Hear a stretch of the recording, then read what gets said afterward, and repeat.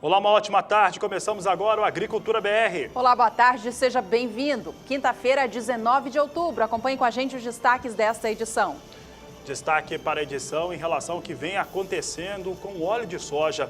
Nesta última quarta-feira, a Agricultura BR falava a respeito dos estoques e demanda global por óleo de soja. Hoje falamos um pouco a respeito da China. Você vai conhecer hoje um pouco mais sobre o CEALBA, a nova fronteira agrícola do Brasil, formada entre os estados do Sergipe, Alagoas e Bahia. Em Mato Grosso do Sul, 33% das lavouras de soja já foram cultivadas. E ainda hoje, nesta edição, tem uma entrevista ao vivo com o advogado tributarista Gustavo Passarelli para falar sobre o Fundo Rural. Tem mercado físico, mercado futuro, previsão do tempo e muito mais. Começa agora o Agricultura BR.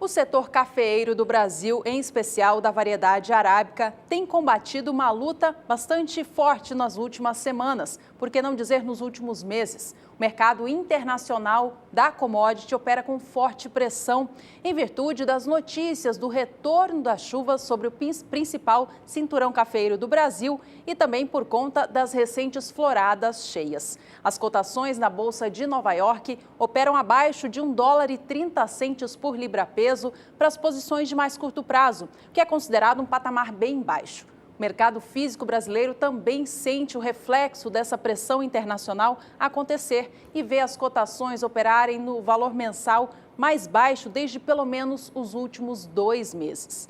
Alguns fatores, no entanto, que têm sido colocados à tona no setor internacional de café poderiam fazer uma recuperação acontecer nas cotações desta commodity. Um dos fatores tem a ver com o déficit do produto no mercado global, ou seja, um consumo maior do que a produção, fato que já aconteceu pelo 3º ano seguido. Outro fator são os estoques dos Estados Unidos, que vem baixando mês a mês. E também, é claro, a condição climática instável no Brasil, que ainda traz incertezas sobre a futura safra do grão. Mais detalhes sobre este assunto a gente trata ainda hoje aqui no Agricultura BR.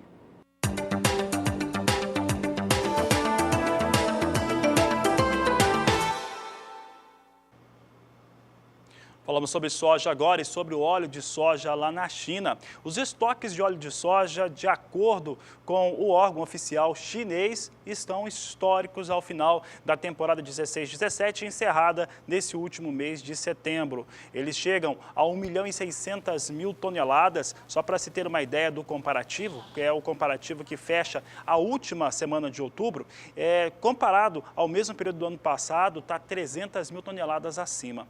Isso se deve principalmente à forte compra que se teve de soja em grãos pela China na temporada 16-17, que, de acordo com o organismo chinês, chega a quase 94 milhões de toneladas da oleaginosa. Vamos ver esses dados. Óleo de soja é um fator importante e deve ser um fundamento para a alta para o grão de soja também nesta temporada, de acordo com dados que a gente vai rever aqui no Agricultura BR. Veja só, até o dia 18 de outubro de 2016, os estoques chineses estavam em 1.300.000 toneladas. Agora, até o último dia 18 de outubro de 2017, chega a 1.600.000 toneladas. Como eu disse, as amplas reservas são resultado de compras recordes de soja da China, chegando a quase 94 milhões de toneladas, alta de 12% frente à temporada anterior.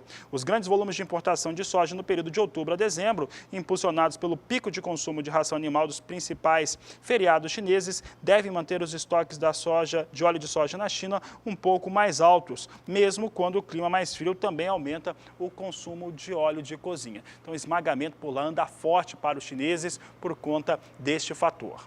Eu ressalto agora um dado que nós trouxemos nesta última quarta-feira, que mostra a situação global, oferta e demanda de óleo de soja no mundo todo. Veja só aqui para você rever, aqui nós fizemos um resumo no gráfico, a produção de óleo de soja no mundo para a temporada 17-18, ela aumenta de leve, chega aqui a um aumento de 300.000 toneladas. O consumo aumenta 600.000 toneladas, enquanto que os estoques eles caem 600.000 toneladas para 3.510.000 1.000 toneladas de óleo de soja, configurando essa sinalização de ter realmente uma situação de arroxo no que diz respeito à oferta e demanda deste produto do complexo soja. E nesta quinta-feira, o Departamento de Agricultura dos Estados Unidos apresentou o novo relatório semanal de vendas e exportação de soja pelo país. Na semana encerrada no dia 12 de outubro, os dados mostram que o volume vendido foi alto. Foi, ainda assim, 500 toneladas a menos do que o da semana imediatamente anterior, mas superou 1.700.000 toneladas de soja. Soja norte-americana continua bastante demandada pelo cenário internacional. A gente coloca na tela agora o quanto foi vendido, portanto, no período. A semana encerrada no dia 12 de outubro teve venda de 1.275.154 toneladas do grão, totalizando já o montante vendido na safra 17/18 em 26.280.000 toneladas. Bom, e por aqui a Juliana destacava as vendas semanais de soja, teve ali um ligeiro recuo. E agora vamos trazer as vendas avulsas, aquelas que se confirmam durante o dia. E hoje nós tivemos essa confirmação por parte do Departamento de Agricultura norte-americano. Foram vendas para a China, a campanha é a 17/18, volume de 384.000 toneladas, destino China, campanha 2017-2018. Então aqui alguns fundamentos importantes, porque se por um lado houve um ligeiro recuo para a soja em relação às vendas americanas semanais, caiu um pouco. Por outro, teve essa confirmação no dia de hoje. Vamos saber como é que Chicago agora reage a esses dados, trazendo aqui a Bolsa de Chicago, hoje com ligeira alta para as posições. Posição de novembro a $9,85 o bushel, com alta de 0,15%. Janeiro, 9,96, 0,12%. Março, $10,06 o bushel, com alta de 0,12%. E maio, $10,14 o bushel, com elevação de 0,09%.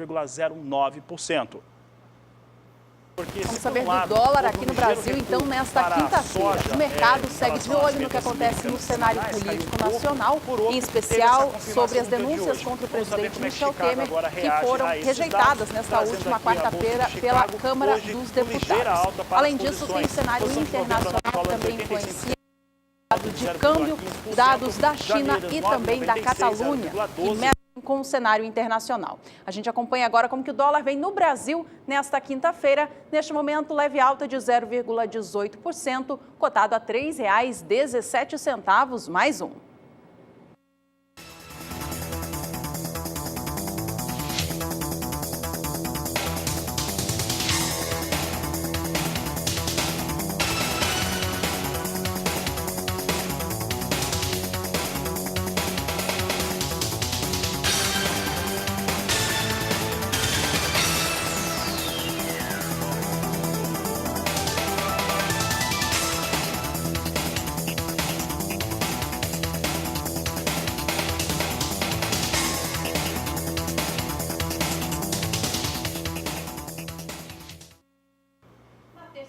Esta semana, a Agricultura BR recebeu Cristiano Bortolotto aqui no estúdio, presidente da AproSoja de Mato Grosso do Sul, para falar a respeito do andamento do plantio da nova safra de soja no estado.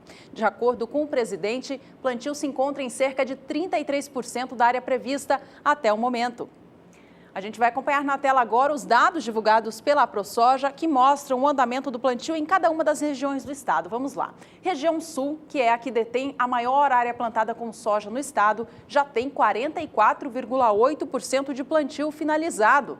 A região Norte tem 13,1% e a região Central, 11,8%. De acordo com as informações da AproSoja, as demais regiões seguem em ritmo ligeiramente mais lento no comparativo com o ano passado. A gente vai ouvir agora um trecho dessa entrevista que o Cristiano Bortolotto fez conosco no estúdio ao longo desta semana para tratar sobre este tema. No Mato Grosso do Sul, a gente tem 44% da área está plantada.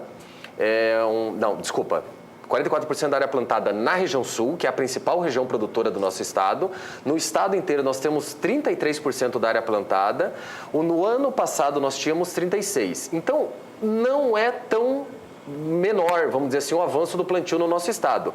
Porém, muitas áreas com baixas umidades, um risco aí, o produtor acabou entrando num risco um pouquinho grande, plantando com pouca umidade no solo, e nós precisamos muito de chuvas mais parelhas, que nós falamos, né? Chuvas mais gerais, porque esse avanço ele acabou acontecendo com chuvas pontuais, não é aquela chuva que realmente traz a umidade, uma condição mais ideal para o plantio. E no Mato Grosso do Sul, a gente vê aí as principais regiões produtoras tem aí áreas de 20 a 30 dias sem chuvas.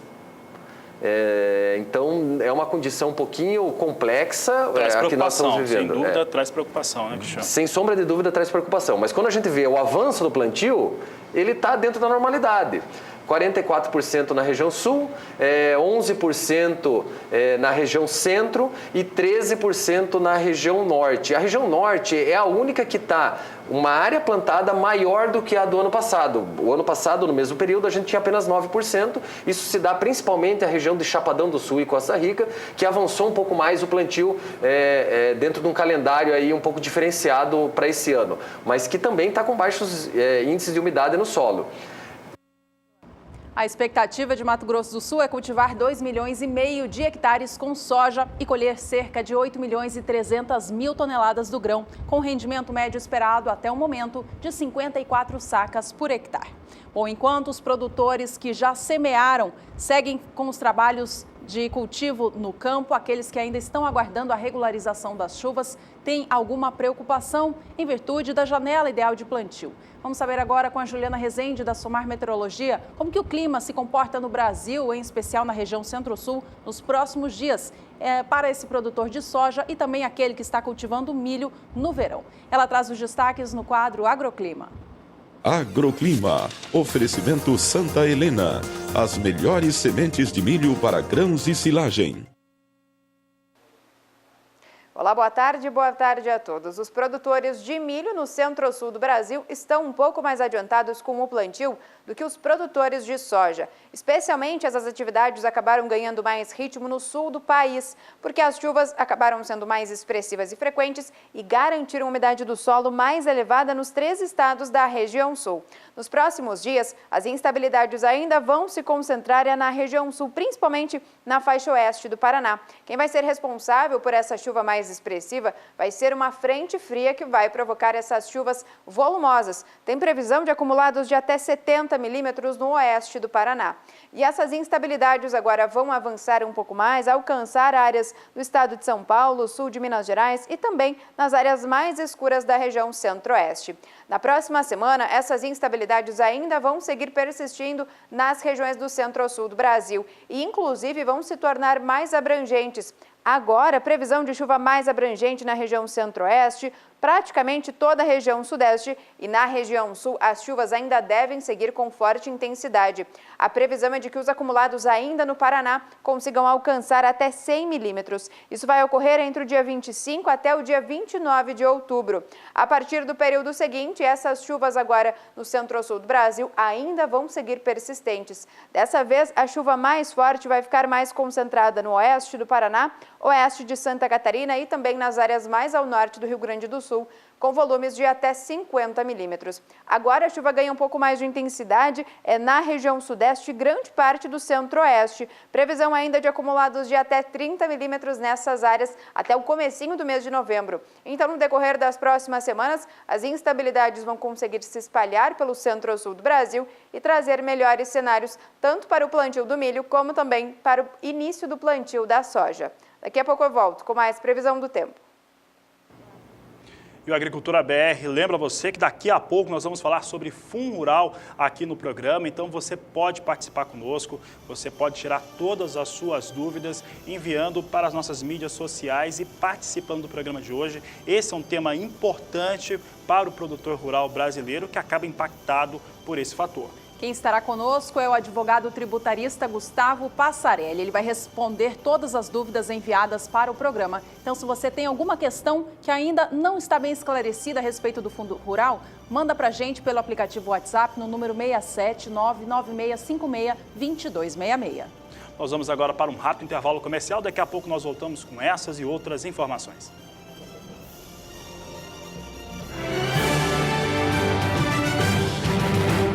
Está acontecendo nesta semana na Embrapa Agrossilvio Pastoril, em Sinop, no Mato Grosso, o 12º Encontro Brasileiro de Substâncias Úmicas e Matéria Orgânica Natural. O repórter Valdir Pacheco está apreciando este evento e conta pra gente os principais destaques deste ano. O evento é bianual e promovido pelo Grupo Brasileiro da Sociedade Internacional de Substâncias Úmicas. Participam do encontro pesquisadores de todo o país, estudantes de pós-graduação e empresas interessadas no tema. Entre os palestrantes estão também pesquisadores da Argentina, Áustria, França e Itália. Com o tema Matéria Orgânica e suas funcionalidades, esse 12º Encontro Brasileiro está sendo promovido pela Embrapa e pelas universidades federais do Rio Grande do Sul e Mato Grosso. Para a doutora Débora Dick, uma das coordenadoras do encontro, a matéria orgânica do solo é um componente natural e essencial ao seu funcionamento, para que o solo possa desempenhar suas funções em ecossistemas. O uso intensivo do solo pela agricultura ou o mau uso do solo, a adição de componentes, de poluentes orgânicos, que se enquadram alguns pesticidas em excesso, ou de alguns metais pesados, tudo isso compromete o teor e a qualidade da matéria orgânica. Então, nesse congresso, que nós organizamos a cada 2 anos, nós procuramos discutir esses assuntos e também divulgar os resultados de pesquisa que nós já obtivemos em diferentes centros brasileiros e também internacionais. Avaliação agronômica e mecanismo de ação de fertilizantes fosfatados de base orgânica foi abordado pelo pesquisador da Embrapa Solo. Hoje a gente vê no mercado produtos de várias naturezas, alguns que inclusive não têm efeito nenhum. Então, na realidade, é um engodo para o produtor. Então, hoje nós temos tecnologia, metodologias para mostrar o que é verdadeiro e o que é falso. Isso é importante para o produtor, porque o produtor não tem esse conhecimento técnico, né? Então, nós como Embrapa, nós temos que ter essa missão de trazer a verdade para o produtor, para que de forma ele seja atendido, né, corretamente no campo, usando um produto de boa qualidade. Para o Dr. Ladislau da Embrapa Pesquisa e Desenvolvimento, o Brasil hoje é uma referência mundial em sustentabilidade. E o Brasil, felizmente, está numa trajetória muito positiva com sistemas integrados, com o manejo mais adequado das pastagens, da consorciação de lavoura-pecuária, lavoura-pecuária-floresta, cada vez mais mostrando sistemas que são do interesse do produtor rural, do ponto de vista do retorno econômico, no ponto de vista de diversificação da fonte de renda e também do ponto de vista do benefício ambiental, que parece, em algum momento da nossa história, era contraditória, né? Ou você tinha um desenvolvimento econômico ou você tinha preservação ambiental. Felizmente, essa trajetória, e é uma das temáticas que estão sendo trazidas aqui para esse encontro, 12º Encontro Brasileiro de Substâncias Úmicas e Matéria Orgânica Natural, que é a base da fertilidade do solo, da conservação do solo, entra de uma forma extremamente positiva. O Brasil está dando uma demonstração para o mundo da sua capacidade de conciliar produção com sustentabilidade ambiental. Então, o que a gente está trazendo aqui são dados, séries históricas do acúmulo de carbono nesses sistemas bem manejados, da produção de alimentos, da produção de pecuária, né, de carne, da produção agora também das florestas, das fibras e da madeira. Então, realmente é uma agenda virtuosa de um país que sai de uma posição de uma pecha de impactos ambientais negativos. De fato, a questão do desmatamento é uma questão relevante, mas hoje numa trajetória muito distinta. Então, o que se tem aqui na Embrapa Agrossilvio Pastoril é esse evento com essa agenda diferenciada para mostrar os benefícios, para mostrar como se maneja, como você associa a pastagem com os grãos, ou se você combina a pastagem com diferentes espécies de gramíneas e leguminosas, incluindo evitar o uso de adubação nitrogenada. São questões muito relevantes que estão sendo tratadas aqui em Sinop, na Embrapa Agrossilvio Pastoril. Valdir Pacheco para o SBA. Um importante evento lá no estado do Mato Grosso, sempre levando informação ao produtor e acaba atingindo, ajudando a desenvolver a tecnologia. Olha, daqui a pouco no Agricultura BR nós vamos falar a respeito do Fundo Rural. Daqui a pouco, então, a gente entrevista Gustavo Passarelli, que já está conosco aqui no estúdio. Ele que é advogado tributarista, vai tirar todas as dúvidas a respeito do Fundo Rural, tema importante para todo o Brasil. Voltamos já.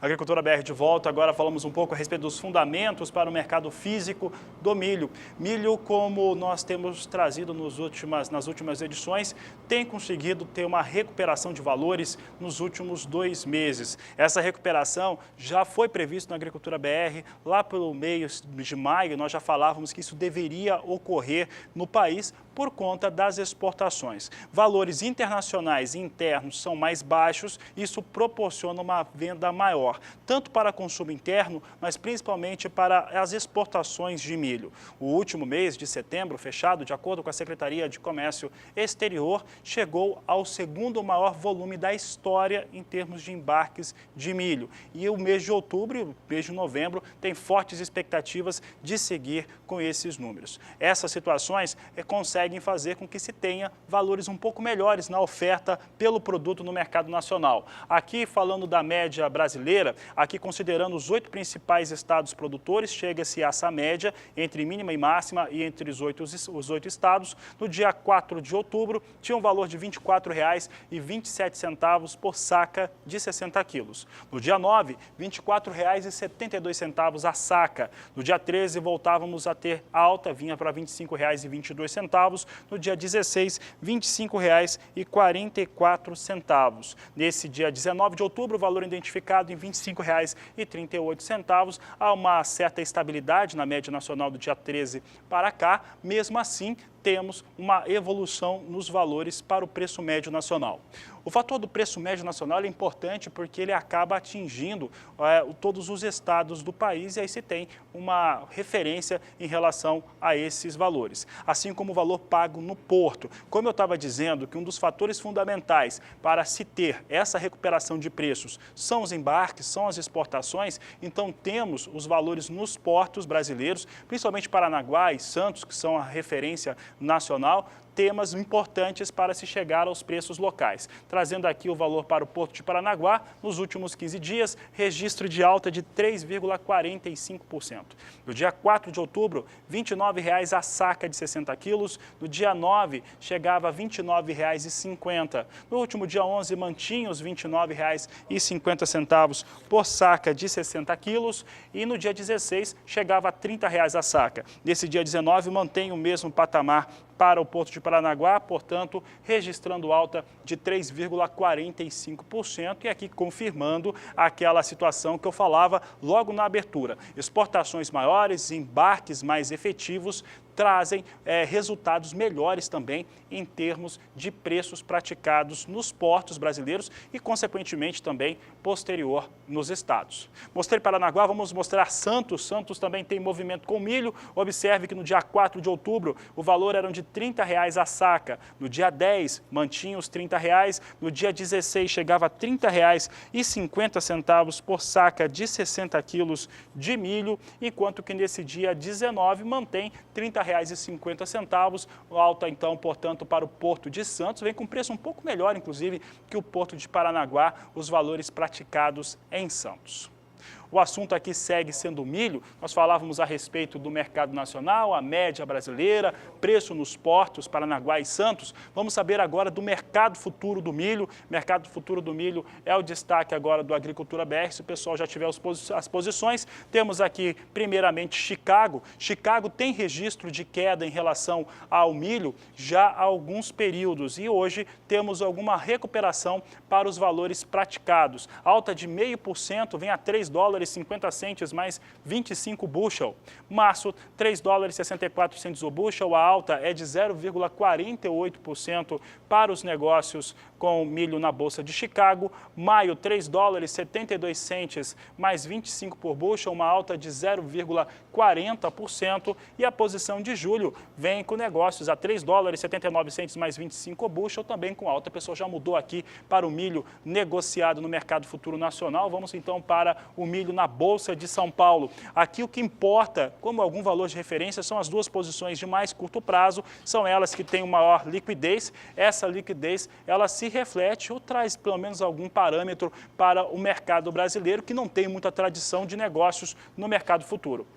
Observe aqui que a posição de novembro vem com 4.270 contratos negociados a R$ 31,94. Posição de janeiro vem com 1.780 contratos negociados a R$ 32,90. A posição de novembro perde hoje 1,36%. Janeiro vai recuando 0,99%. São como os contratos negociados no futuro estão acontecendo em São Paulo. Você observa que são apenas as duas posições de mais curto prazo que tem alguma liquidez de negócios, isso porque tem aí essa dificuldade de enxergar também um pouco mais longe como é que deve ficar os preços do milho para os próximos períodos.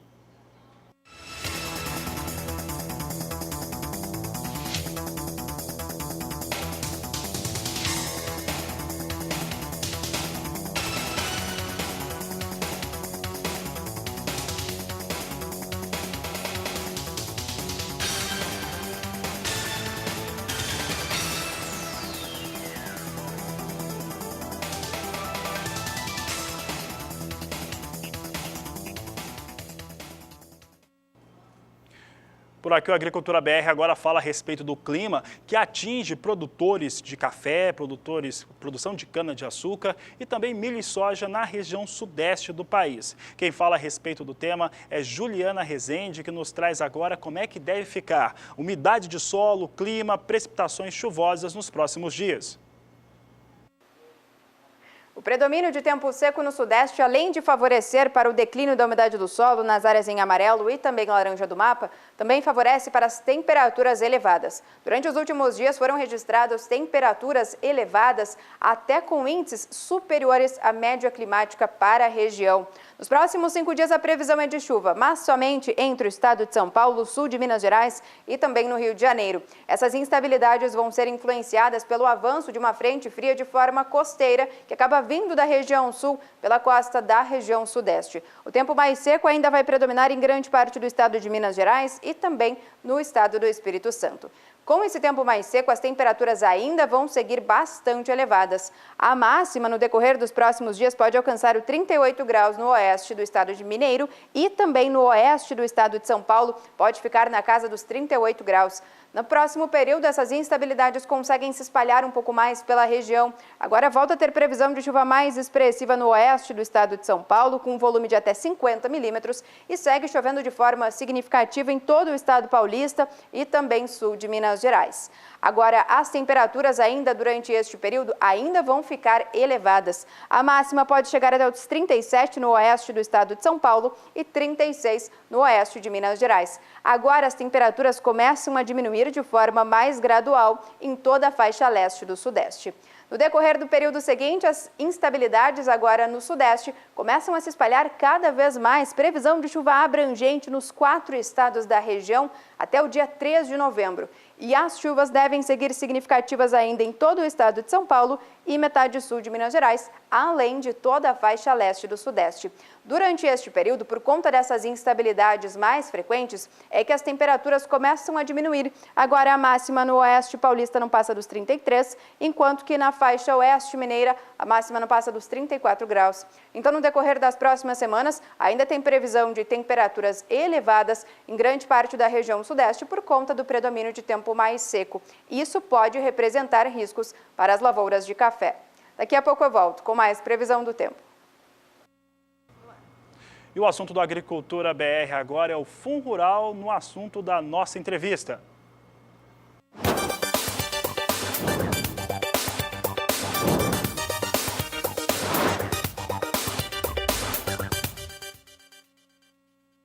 Como você já sabe, Gustavo Passarelli, advogado, é o nosso convidado de hoje aqui no Agricultura BR.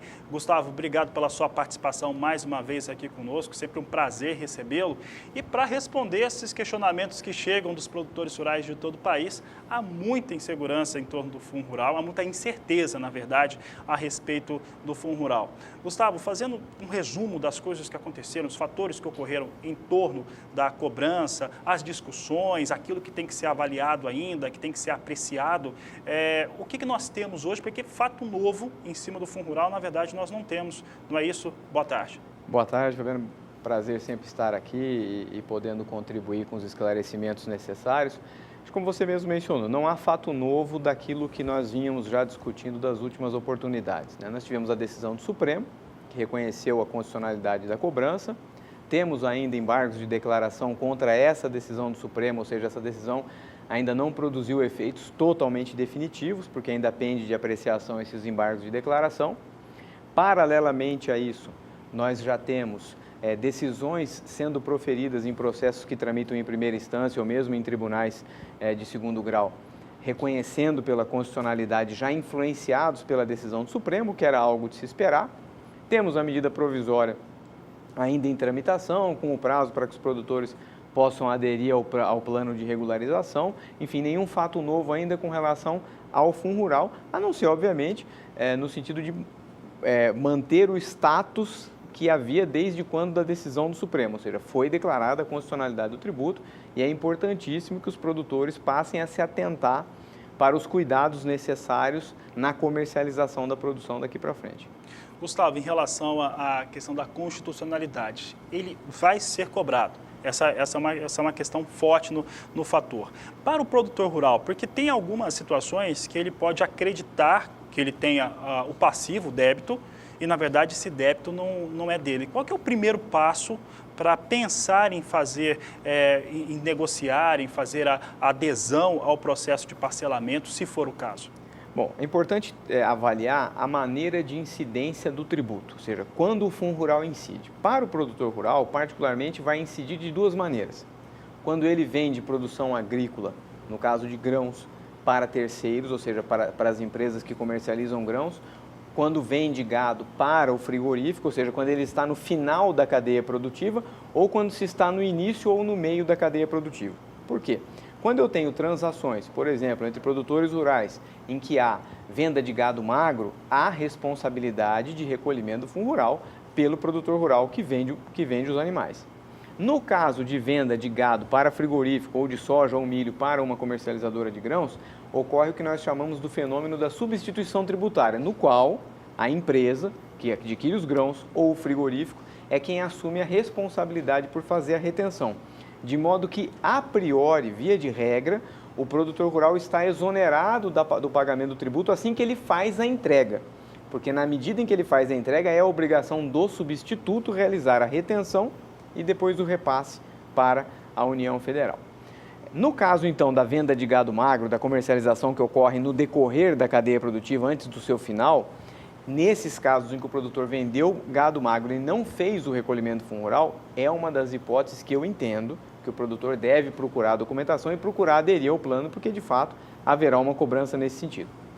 Com relação à venda de gado para frigorífico, com relação à venda de produtos para a comercializadora de grãos, por força desse efeito, desse instrumento jurídico que se chama substituição tributária, mesmo que não tenha sido feita a retenção, em princípio o produtor rural não deve esse tributo, porque quem deve é o substituto tributário e não o substituído, que seria o produtor. Então, em um primeiro momento, por certo, até por força de disposição legal, que só aqueles produtores que comercializaram e não recolheram durante a cadeia produtiva, antes de chegar no final, é que deveriam buscar esse parcelamento. E esses produtores que tiveram negócios com comercializadoras e em que não houve o destaque do recurso, mas o destaque do tributo, seria de responsabilidade delas. E vale só mais um detalhe de consideração. Muitos produtores rurais, empresas muitas das vezes, tinham liminares para não retenção de tributo sem depósito judicial. Nesses casos, eu entendo que os produtores também devem procurar, porque, na verdade, só não ocorreu a retenção do tributo pelo substituto tributário, que era a empresa ou o frigorífico, porque este produtor teria uma liminar que suspendia a exigibilidade e, portanto, que suspendia a retenção por parte da empresa que adquiriu o produto. Uma vez que essa liminar venha a cair, mesmo que ele não tenha feito depósito judicial, sobretudo porque não tenha feito depósito, seria o caso de também buscar adesão com relação a esses valores. Passa a ser devedor porque não foi em nenhum momento recolhido. Sem dúvida. Passarelli, a questão da adesão ao parcelamento, né? Nós temos aí um prazo que foi estendido, agora ele segue até o próximo dia 30 de novembro. Bom, o primeiro passo do produtor é identificar o que realmente ele deve ou que provavelmente está devendo.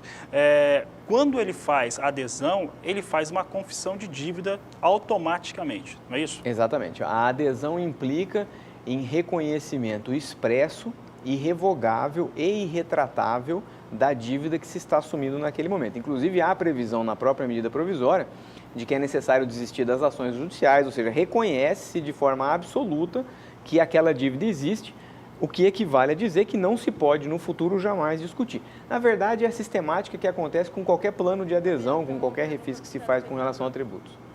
Tá certo. Passarelli, e aí nós temos essa medida provisória, né, na Câmara Federal, a Tereza Cristina, deputada, é a relatora, e ela coloca algumas outras disposições a respeito disso. Isso pode vir a beneficiar o produtor rural que tem esse passivo junto ao Fundo Rural. No caso, pensando nesse prazo, qual que seria o conselho a dar? Reconhece a dívida e, se reconhecer a dívida, se tiver alguma mudança, ele será ou não beneficiado depois de já ter feito essa confissão e desistido automaticamente de qualquer tipo de processo? Eu particularmente entendo que na verdade nós já temos uma prova disso bem concreta, que foi a prorrogação do primeiro prazo. Nós não podemos desconhecer que houve inúmeras propostas de emenda à medida provisória 793. Essas medidas estão sendo analisadas, serão ainda objeto de votação e podem alterar o texto da própria medida. Nesse caso, no meu entendimento, nós temos um prazo aí até dia 30 de novembro e caso até 30 de novembro não tenha sido observada ou não tenha sido definida qualquer outra modificação, ou ainda houver pendências com relação a isso, até creio eu que esse prazo será prorrogado. Mas é óbvio que nós não podemos contar com a prorrogação do prazo, de modo que, se o prazo é 30 de novembro e mesmo que não tenham havido modificações no futuro, a recomendação é àqueles produtores que têm débitos que façam adesão.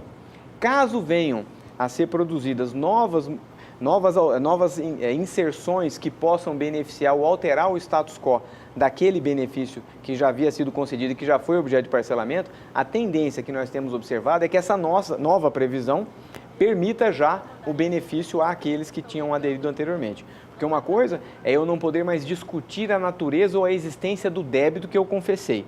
A outra, bastante diferente, é o poder me beneficiar de uma nova legislação que venha regulamentar de forma distinta. Então, não vejo muito prejuízo nisso. Mesmo para os produtores que eventualmente tenham aderido até 30 de novembro, se vier uma disposição legal nova, futura, que traga maiores benefícios, muito provavelmente, até por uma questão de lógica jurídica, deve haver alguma previsão no sentido de que esses produtores que aderiram ao plano anterior também sejam abrangidos ou, se quiserem, possam se beneficiar daquelas disposições. Tá certo, Passarelli. Passarelli, você, quando vem ao Agricultura BR, é um teste de audiência, porque aí o telefone e as mensagens não param de chegar. O pessoal está ligando no nosso número do WhatsApp, e nós vamos pedir para que você escreva. O telespectador que está ligando, por favor, escreva a mensagem para que a gente possa disponibilizar aqui, para que todos tenham acesso de maneira rápida. Vou até pedir para a equipe de produção começar a colocar essas perguntas aqui no ar. Não esqueça, você que está nos acompanhando, escreve a pergunta e manda pelo WhatsApp. Escreve no WhatsApp e manda para nós. Pode trazer aqui, por favor, o primeiro questionamento. Nós temos aqui a pergunta: as mudanças são interessantes para o produtor? Se o pessoal puder me falar quem que escreveu essa... Ficam os depósitos em juízo. Tá, vamos começar aqui então por essa. O pessoal não colocou aqui qual que é a origem, mas aqui, Passarelli, o pessoal não conseguiu colocar o nome, acabou de chegar. Mudanças são interessantes para o produtor em termos de fundo rural?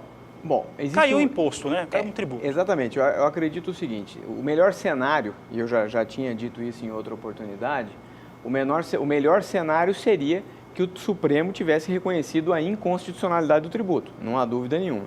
Inclusive, como vinham sendo vários precedentes que já vinham se mostrando nesse sentido. Diante do julgamento que foi desfavorável à classe e do cenário que então se mostrou visível logo após o julgamento, eu entendo que a medida provisória traz grandes avanços, a começar, como você mesmo mencionou, pela redução da alíquota para 1,2%, que me parece bastante significativo, uma redução aí de praticamente 50% do valor originário, da alíquota originária desse tributo. Entendo também que essas modificações foram interessantes porque permitiram, ainda que com a oneração do produtor no pagamento, mas concederam um prazo para que esses pagamentos fossem realizados. E também é de se considerar ainda que existem ainda várias pendências de propostas de emendas que foram feitas, como redução do valor da multa, redução do valor dos juros, que ainda precisam ser apreciadas e que podem igualmente ainda beneficiar. Então, acho que diante do cenário, que não era o ideal, as mudanças são interessantes, sim.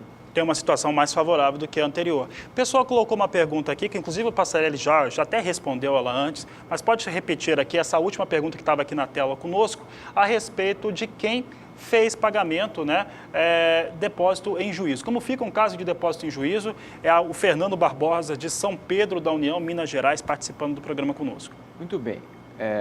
Como também já fora anteriormente mencionado, o destino das ações judiciais em que há liminares autorizando o depósito em juízo, o destino dessas ações invariavelmente, ou dentro do cenário que se mostra hoje, vai ser o julgamento de improcedência.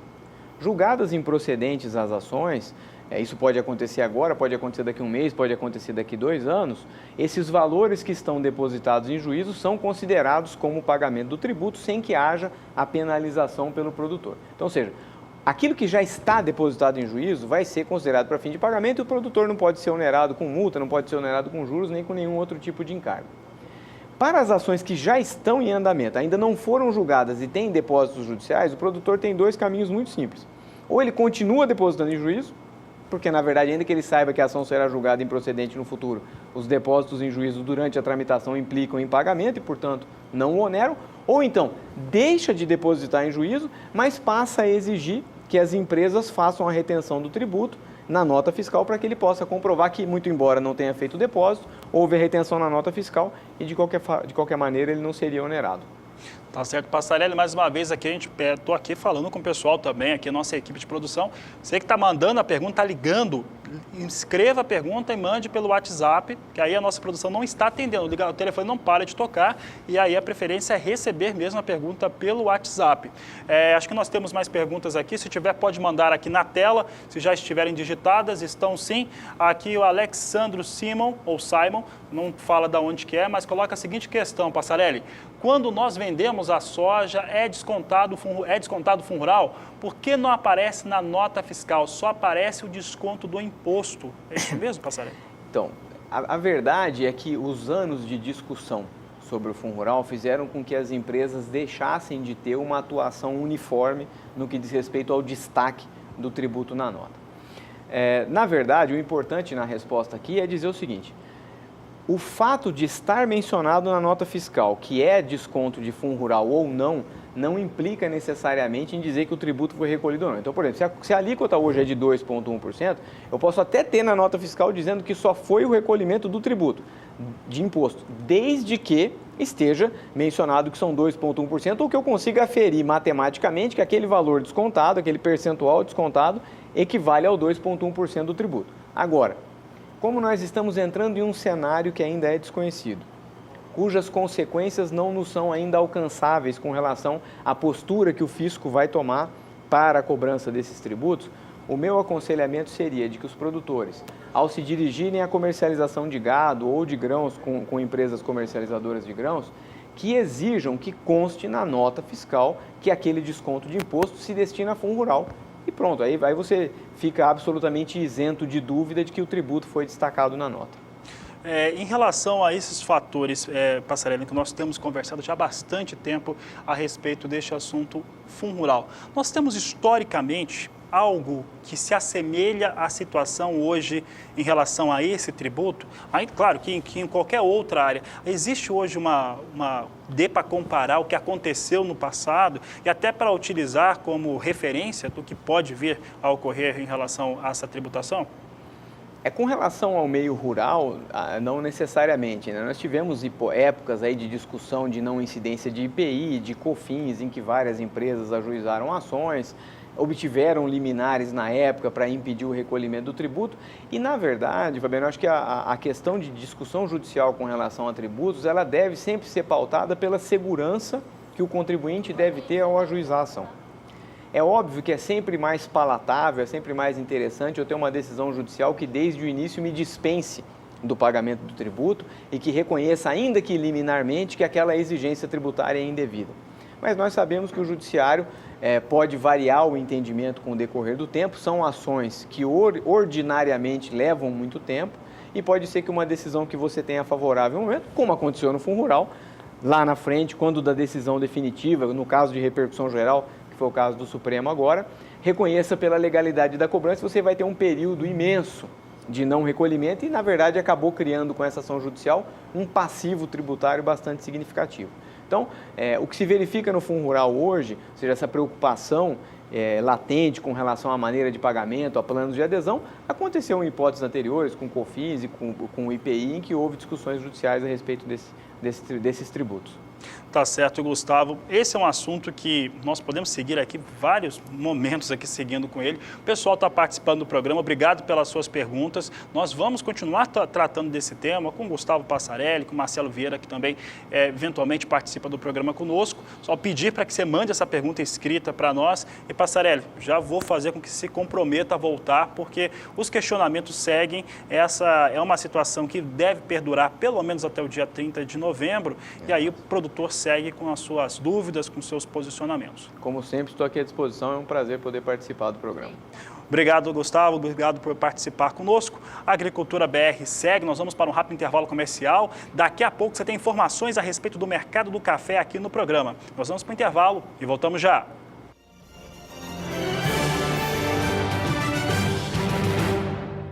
A Agricultura BR de volta, por aqui é hora de falar sobre o mercado do café. A gente começa trazendo em destaque a variedade Conilon e como estão os preços no mercado físico do Brasil. Esta última quarta-feira foi marcada por uma leve queda no valor da saca negociada no Espírito Santo. Foi só mais um dia de queda depois de tantas que esse setor já vem enfrentando. Veja que o valor da saca chegou aos R$ 377,51. Nova queda em relação ao dia anterior. No acumulado deste mês de outubro, os valores já vêm mais de 3% desvalorizados. Por aqui, a Agricultura BR destaca agora como é que vem o mercado futuro, referência para o Conilon aqui no Brasil, robusta, negociado na Bolsa de Londres. Trazemos aqui os negócios hoje com alta e alta importante, porque devolve a posição de novembro para o patamar de $2.000. Vem agora a $2.024 os negócios na Bolsa de Londres, alta de 1,20%.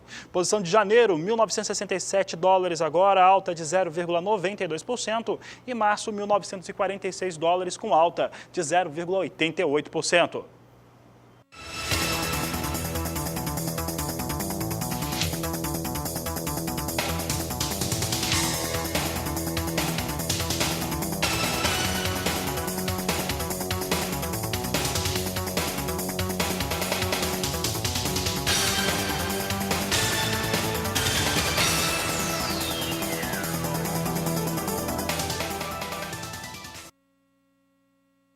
O mercado do café arábica tem enfrentado dias bastante difíceis. O mercado do café vem enfrentando forte oscilação negativa já há algumas semanas, até alguns meses, por conta de notícias envolvendo o Brasil. O Brasil é o maior produtor dessa variedade em todo o mundo e o que acontece por aqui interfere nos valores internacionais desta commodity. O retorno das chuvas sobre o principal cinturão cafeeiro do Brasil e a indução das floradas cheias, trouxeram a expectativa de uma possível produção positiva no país no ano que vem, em 2018. Com isso, o mercado em Nova York tem operado com forte queda nas últimas semanas. As cotações de mais curto prazo operam abaixo de $1,30 por libra-peso, um patamar bastante deprimido. Aqui no Brasil, os valores também sentem os efeitos desta queda internacional. O valor da saca já vem no menor valor mensal desde pelo menos os últimos 2 anos. Alguns fatores, no entanto, que têm sido colocados à tona no mercado poderiam servir como fundamentos positivos para o mercado do café arábica. Pelo menos 3 podemos citar: o déficit na produção global de café, ou seja, uma demanda maior do que a produção global. Outra situação seria a diminuição dos estoques norte-americanos do grão, país que detém um volume grande de café estocado. E, por fim, o clima no Brasil, que, ao contrário do que tem sido falado, indica, por enquanto, uma instabilidade nessa produção de 2018. A gente vai acompanhar em detalhes cada um desses fundamentos, então, que poderiam trazer um cenário positivo para o Arábica no cenário internacional e, consequentemente, aqui no Brasil. O primeiro deles, como eu dizia, é essa situação do quadro de oferta e demanda do café no cenário global. De acordo com a Organização Internacional do Café, a demanda de café no ciclo 2016-2017 foi 1.200.000 sacas acima do que o mundo produziu do grão. De acordo com o órgão, essa já é a terceira safra seguida em que isso acontece. Portanto, 3 anos seguidos já de demanda acima do volume total produzido em todo o mundo. A situação não é preocupante por conta dos estoques globais que ainda tem um cenário tranquilo, mas ainda assim essa situação de déficit global, demanda e produção não estando em linha, isso já seria um fator para trazer valores mais altos para o café no Brasil. E a gente fala agora de um outro deles, tem a ver com os Estados Unidos. Eles são um dos maiores importadores de café arábica do Brasil, portanto, o que eles compram do nosso país interfere bastante no cenário global desta commodity. Os Estados Unidos tiveram um volume bastante significativo de café sendo usado dos seus estoques neste último mês de setembro. De acordo com uma associação que trabalha nesta área lá nos Estados Unidos, os estoques baixaram de 7.266.000 sacas em agosto para 7.189.000 no mês de setembro, indicando, portanto, um volume consumido de 76.000 sacas em um mês. Esse recuo, portanto, já seria um fator positivo para o mercado do café internacional. E, por fim, tem a situação climática aqui no Brasil. As chuvas induziram a principal florada da safra que vem 2018 e pés de café pelo país estão com floradas cheias. Esta situação, no entanto, ainda não indica boa produtividade dos campos, uma vez que o clima precisa ainda colaborar daqui para frente. As temperaturas estão bastante elevadas em boa parte do cinturão cafeeiro do país, que pode trazer o abortamento destas flores. Outra situação são as floradas cheias, que, segundo especialistas, quando muito excessiva no pé de café, indica que há menos folhas nesta planta, que poderia trazer também prejuízo à produção, já que as flores ficam bastante desprotegidas. Este, portanto, é um cenário que a Agricultura BR desenhou para o mercado internacional do café arábica diante dos atuais acontecimentos e o que poderia ser fundamento positivo para os preços subirem. Por aqui, a Agricultura BR traz café negociado em Nova York, café arábica. Você acompanha conosco o mercado futuro com alta nesta quinta-feira. Posição de dezembro ele vem com elevação de 2,81% a $1,27 mais 80 a libra-peso.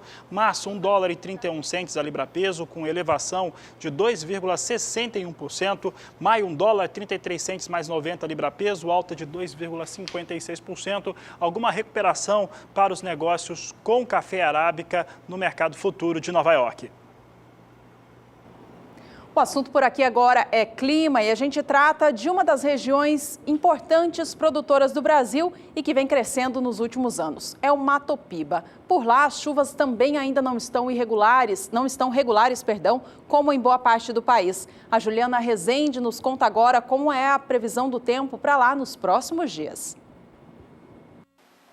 Assim como as chuvas já vêm atrasando no centro do país, a região do Mato Piba também ainda não recebeu as chuvas dessa época. As instabilidades já seguem atrasadas e a umidade do solo ainda segue baixa na maior parte da fronteira agrícola do Brasil. No decorrer dos próximos dias, o tempo bastante seco ainda vai predominar. Previsão ainda de algumas pancadas de chuva de forma bastante fraca e isolada no norte do Tocantins e algumas áreas do oeste do Maranhão até o dia 24 de outubro. No período seguinte, mesma condição, tempo bastante seco e algumas pancadas isoladas aqui nessas áreas em azul do mapa. Mas a partir do terceiro período é que essa condição já começa a mudar, porque agora começa a chegar áreas de instabilidades na região do Mato Piba. A previsão é de chuva mais abrangente, vai alcançar grande parte do estado da Bahia, Piauí e também Maranhão, incluindo o Tocantins. O acumulado de chuva ainda vai ser baixo. Na maior parte de onde vai chover, o acumulado não vai passar de 5 milímetros. Apenas no Tocantins é que a chuva vai ocorrer com um pouco mais de intensidade. Mesmo assim, os acumulados não vão passar de 15 milímetros até o dia 3 de novembro. Então, no decorrer das próximas semanas, as instabilidades vão começar a avançar pela região do Mato Piba, mais para o finzinho do mês de outubro e começo do mês de novembro. Não vai ser uma chuva com potencial para aumentar a umidade do solo de forma bastante expressiva, mas mesmo assim já melhora as condições hídricas do solo da região do Mato Piba. Daqui a pouco eu volto com mais previsão do tempo. E depois do Mato Piba, uma nova região produtora do Brasil tem sido chamada de nova fronteira agrícola do país. Ela é a região conhecida como Cealba. Cealba é a junção, portanto, dos estados de Sergipe, Alagoas e Bahia. Destes 3 estados, a Bahia, por enquanto, é aquele que ainda já tem uma participação expressiva na produção agrícola do Brasil. Ao longo dos últimos anos, a Embrapa tem desenvolvido tecnologias e estudado a possibilidade de ampliar a produção agrícola nesta região do país. Apresentou diversas variedades e testou elas nesses 3 estados e os números mostram potencial produtivo bastante elevado. Para a soja, por exemplo, alguns estudos mostraram rendimento médio superior a 80 sacas por hectare, um valor bastante elevado, acima da média nacional. O sinal verde para a produção agrícola na região do Cealba foi dado pelo Ministério da Agricultura, quando no fim do ano passado publicou o zoneamento agrícola de risco climático para os estados de Alagoas e Sergipe, que até então não tinham. Com isso, portanto, produtores destas regiões já podem saber qual é a data ideal de plantio da soja nas suas localidades. As vantagens competitivas da soja na região do Cealba são várias. Uma delas são a proximidade dos portos da região do Arco Norte do país. O baixo índice de pragas e doenças também é um indicativo positivo para a produção da soja nesta região. O estado de Alagoas, por exemplo, não possui até hoje o caso de ferrugem asiática dentro do vazio sanitário. E o cultivo na entre-safra também permite uma boa condição de mercado, uma vez que enquanto a região centro-sul do país está no período de entre-safra, por lá eles estão colhendo e isso traz, portanto, possibilidades melhores de negociar a produção. A gente segue falando sobre o Cealba aqui no Agricultura BR nas próximas edições, explorando melhor essa nova fronteira agrícola do país. O nosso amigo Gleiton Medeiros acompanhou por lá um pouco da colheita do milho. Vamos ver. Estamos aqui na cidade de Pião, aqui no Sergipe, e algumas novidades nós estamos vendo nesta colheita 2017. É isso aqui, ó, o milho sendo colhido aqui em algumas áreas com 22, 21% de umidade e sendo secado na fazenda mesmo, trazendo ele para 13, 13,5% de umidade. Precisamos de mais unidades de secagem de grão aqui na nossa região para aumentar a eficiência da nossa produtividade aqui no estado. Como vocês podem ver, o milho sendo colhido na roça e sendo trazido, passado por essas máquinas móveis que estão aqui para colher, inclusive estão colhendo bem na área ao lado que está sendo colhida aqui no estado de Sergipe. Então vamos em frente. E de acordo com esse primeiro levantamento da Conab para a safra nova de grãos do Brasil, temporada 17 e 18, os 3 estados que compõem o Cealba devem cultivar juntos 3.400.000 hectares com grãos, sendo a Bahia responsável pela maior parte deles. E o Agricultura BR vai agora para mais um rápido intervalo comercial. Já tem mais destaques pelo Brasil. Aproveite para entrar em contato conosco, você que participou também das perguntas do Fundo Rural, mande a sua participação no nosso WhatsApp 67996562266.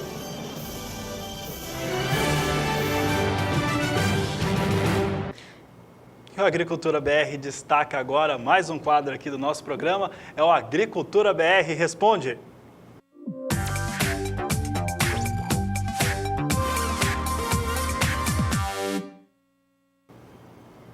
Vamos lá, a pergunta é sobre o clima e na região sudeste do país. A gente traz duas perguntas ao mesmo tempo. A primeira delas é a da Rosa, de Patrocínio, em Minas Gerais. Gostaria de saber se vai chover aqui para nós por esses dias em Patrocínio, no Triângulo Mineiro. Bom, e tem mais pergunta em Minas Gerais. A pergunta agora é do Wender, de Paracatu, Minas. Ele está perguntando o seguinte: como está a previsão de chuvas para a região sudeste do país? E quem responde é a Juliana Rezende, traçando aí um perfil para a região e para Minas Gerais.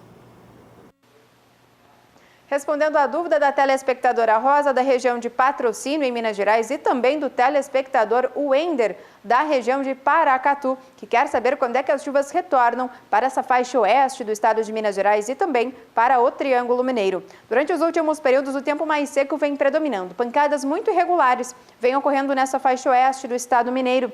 Por conta disso, a umidade do solo ainda está baixa, com índices de até 30% nas áreas em amarelo do mapa. Nos próximos 5 dias, as instabilidades até conseguem avançar pela região sudeste, mas não conseguem alcançar nem o Triângulo Mineiro, nem a faixa oeste do estado de Minas Gerais de forma abrangente, porque as instabilidades ficam concentradas entre o estado de São Paulo, sul de Minas Gerais e também no Rio de Janeiro. Essas instabilidades vão estar associadas à passagem de uma frente fria afastada da costa do sudeste, e o tempo mais seco ainda vai seguir predominando no Triângulo Mineiro, oeste, norte de Minas Gerais e também grande parte do estado do Espírito Santo. Nos próximos períodos, essa chuva até consegue avançar um pouco mais. Aí volta a ter previsão de chuva tanto no Triângulo Mineiro e na faixa oeste do estado de Minas Gerais. Só que a chuva nessas áreas ainda vai ser fraca, porque as instabilidades mais fortes vão se concentrar em grande parte do estado de São Paulo e também sul de Minas Gerais. Inclusive no oeste paulista, previsão de acumulados de até 50 milímetros entre o período do dia 25 até o dia 29 de outubro.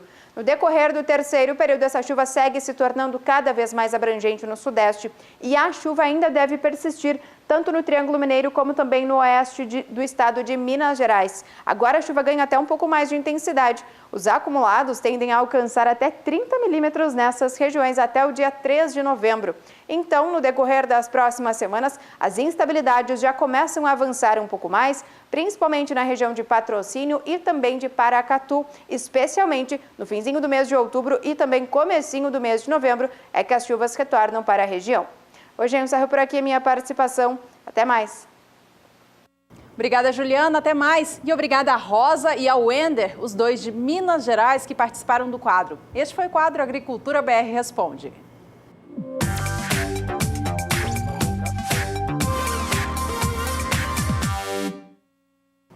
Agricultura BR já no finalzinho do programa de hoje. Vamos saber como é que vem soja em Chicago operando neste momento, trazendo aqui o movimento de elevação, uma ligeira alta para as posições. Novembro vem com alta de 0,27% a 9 dólares 87 centos o bushel. Janeiro 9,97 mais 75, quase 98, alta de 0,27. Março a 10 dólares 7 centos o bushel, alta de 0,24, agora 0,29.